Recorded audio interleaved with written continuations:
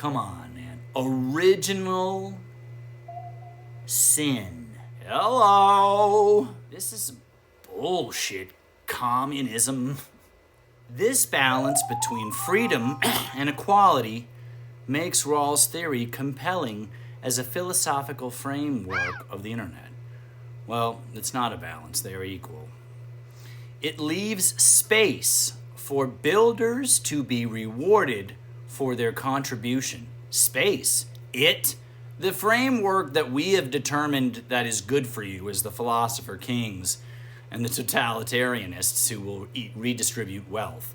The path that we have chosen, the framework that we are implementing, that we have compelled, leaves space for builders to be rewarded for their contributions, which is necessary to foster incentives for smart, ambitious people to build in the ecosystem. The ability of the individual to benefit from their value creation is the crux of the whole thing. Sorry, I didn't say that better. It leaves space. Here's some space. It leaves for builders. Hey, here's a little space for you builders. The builders are the ones that create the spaces. They're the space creators. To be rewarded for their for creating the spaces. Hey man, you built Facebook. And you should get that there's an incentive that you are rewarded for doing that is necessary to get you to do it, to foster smart, ambitious people to build it. At the same time, here's where the shit gets nasty.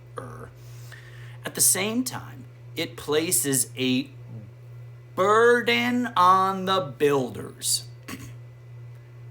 Hello. At the same time, it places a burden on those builders. Just remember, burden on the builders. Rawls' philosophy is burden on the builders. And the ecosystem as a whole, and the whole fucking thing, all of reality, this is the burden on the builders and everyone else, the ecosystem as a whole, to build a way that creates opportunity for the less advantaged participants. Opportunity or equality? Opportunity or equality? Opportunity or equality? You want equality.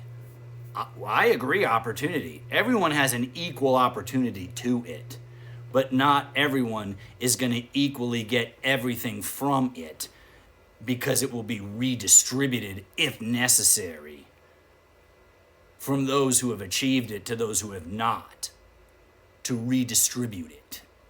This is bullshit communism. It's really frightening and unnecessary. Let's get to the reasons why it's unnecessary. All of it. It's gonna be good. At the same time, it places a burden on the builders and the ecosystem as a whole. Maybe some of the participants, bear a little responsibility. Not that much though. It's really the evil platforms, but the society. Maybe there's some culpability. No one's perfect. We're only human after all. Builders, creators, inventors, innovators, venturists, capitalists, those that create opportunities for themselves and for others should be burdened to create opportunities for those less advantaged. And that less advantaged status equals what? Whatever you say it is based on marginal utility. If you have this, you marginally do not need it. Right? The more you have, the more it costs you. Marginal tax rates. marginal benefits. You don't need it if you have $200 on your Starbucks card. The person in the drive-through in front of you only has $2 on their card. So Starbucks reallocates some from yours to theirs as a tax for your creating that value, that unearned value that should be distributed. But you earned it. You earned it. And the fact that they have not yet, based on the actions they're taking, it's not some inherent inequality.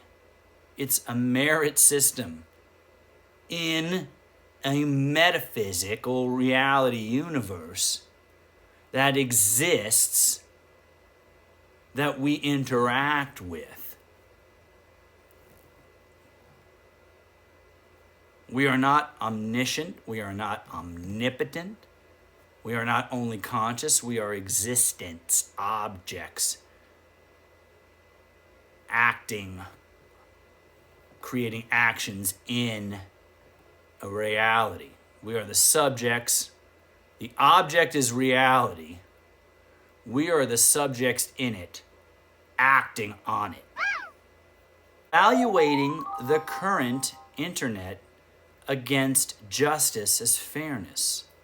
How well does the current internet abide by Rawls principles? In many ways, the Web 2 internet has expanded and enhanced opportunity for a broad set of people and exists in closer accordance to Rawls' difference principle than the pre-internet world.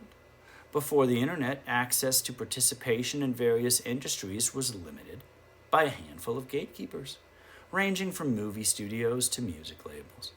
The internet and social media platforms made it possible for anyone to participate in content creation and distribution, and therefore enabled more creators to succeed. Yay, Web 2. Boom, agree, yes. Yesy McYes, yes, town.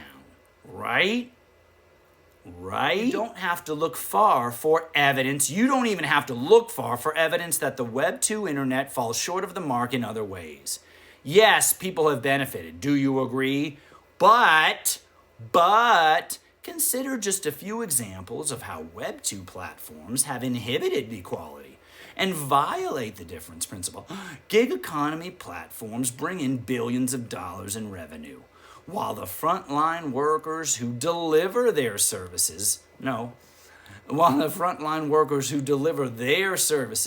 earn poverty wages and are shut out of decisions that impact their lives. Who built the platforms? You know. Decisions that impact their lives. Who built the platforms? You know. Use it if you choose or do not. I'm not charging you for it. If you want it, use it. A lot of people have. Creators, your audience, the people who want, frontline workers who deliver the services. The frontline workers who deliver the services. No. The frontline workers are the content creators who now have access to distribution that they never had before. The people who were platformless now have a platform. That doesn't mean they get to tell the platform how to operate. That means they get to use it, and then someone who wants to create something better will, and then you will move to that platform. You go from, it's Nintendo 64, man. You're jumping from platform to platform to platform. You know? I mean, platforms emerge that are better pathways forward to the end result, and then you migrate to those platforms. No one's keeping you here. There are no controls in place that you can't move to it. You're the poor ones. You're the poor, disadvantaged ones who have access to the internet and distribution platforms. and are shut out of decisions that impact your lives. You can't tell everybody how to run their business. Social media companies and media platforms earn billions of dollars in advertising revenue from algorithmic feeds that evaluate misinformation and damage vulnerable communities. This is the accusation. This is the accusation.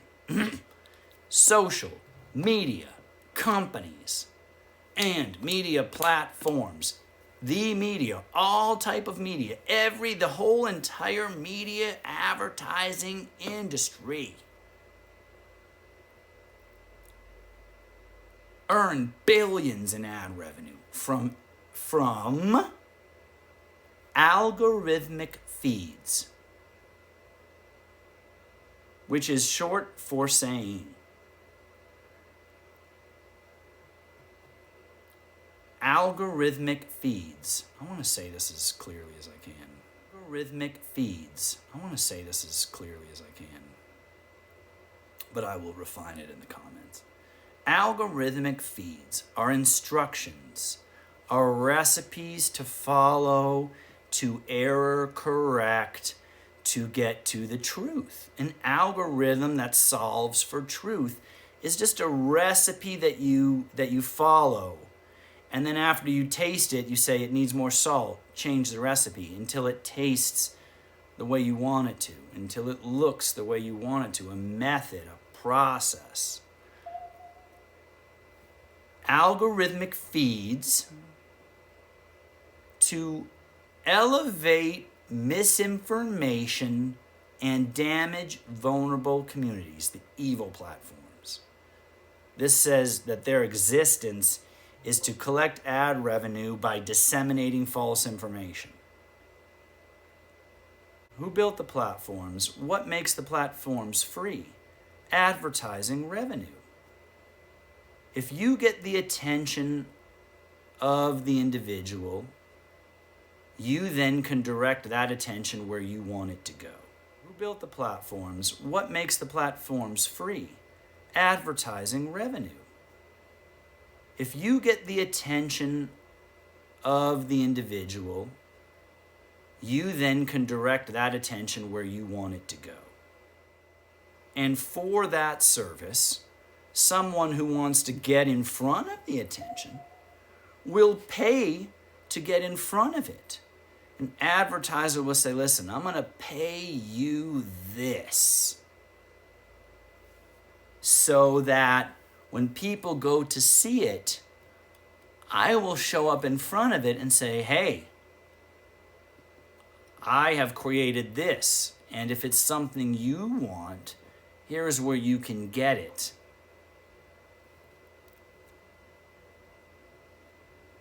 What is wrong with that?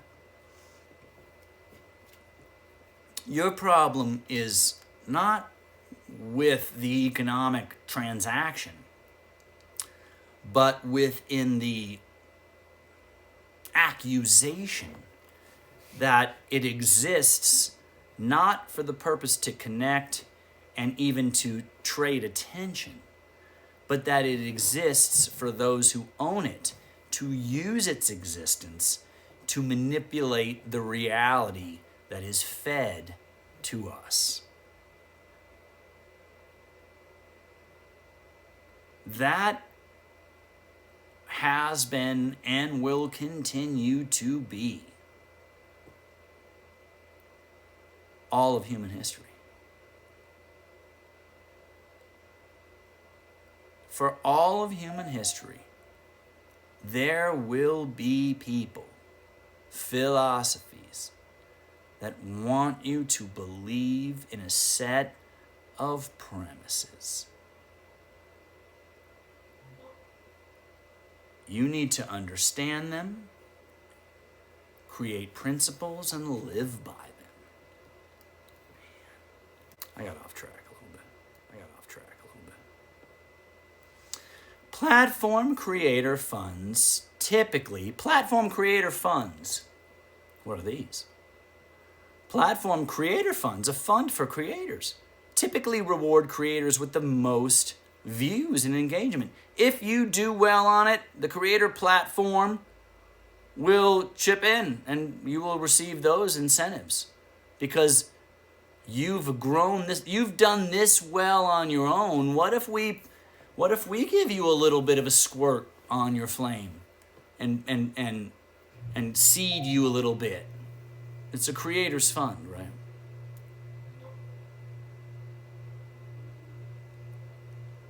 Creator funds typically reward the creators with the most views and engagement, leading to the concentration of income among those who already have ample sources of revenue, while failing to broaden access for less well-off aspiring creators. As we have written before, how the internet's original sin. Original sin of not enabling payments led to the extractive, advertising-based business models that define the Web 2 economy today. Buffering. Gotta stop before we continue. Holy moly, I wish I could just get this last paragraph in. Damn it. Alright, maybe it's because I'm not moving too much. I don't know. Okay, let's try to get this last paragraph in. Come on, it's so dark. Nah, I'm gonna pause it. Boom, agree, yes. Yesy McYes, yes, town. Right? Right? It's really frightening. And unnecessary. Come on, man. Original sin